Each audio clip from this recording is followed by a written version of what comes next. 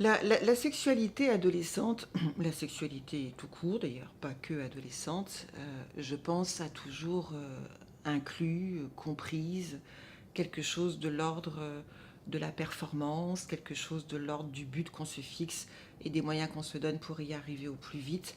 C'est-à-dire, alors qu'est-ce qu'on entend par culture de la performance ou injonction à la performance, voire diktat de la performance?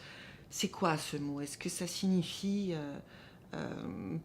avoir une visée charnelle et uniquement charnelle, se donner les moyens d'arriver au plus vite, mais à quoi au fond?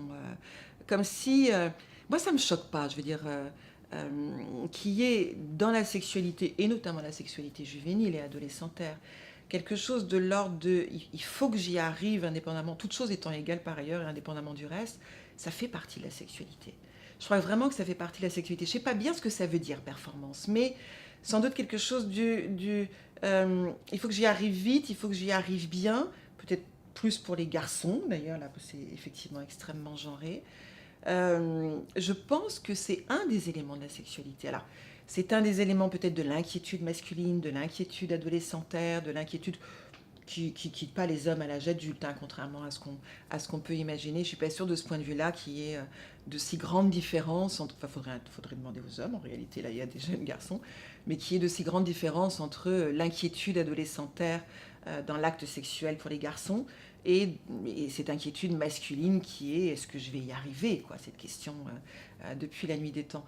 Donc, ce qui est dommageable dans le porno, si tant est d'ailleurs que le porno soit réductible à cette culture de la performance, ce qui n'est pas certain, mais admettons que le porno soit notamment réduit ou fort employé dans cette optique d'une culture de la performance, ce qui est dommageable, c'est quand il n'y a que ça. En soi, ça l'est pas. Cette idée de performance, elle n'est pas en soi nocive, elle n'est pas en soi mauvaise, elle n'est pas en soi à rejeter.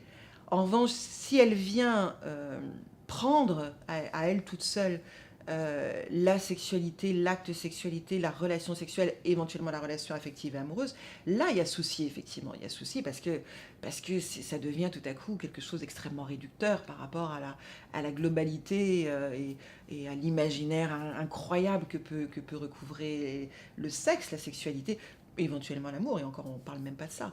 Donc en soi c'est pas choquant, enfin c'est pas choquant, c'est même normal je pense. Là où il y a sans doute une vigilance à exercer dans ceux qui regardent ces contenus, c'est de bien comprendre qu'il n'y a pas que ça. Et que le sexe, ça n'est pas que ça. Voilà, ça n'est pas que de la performance.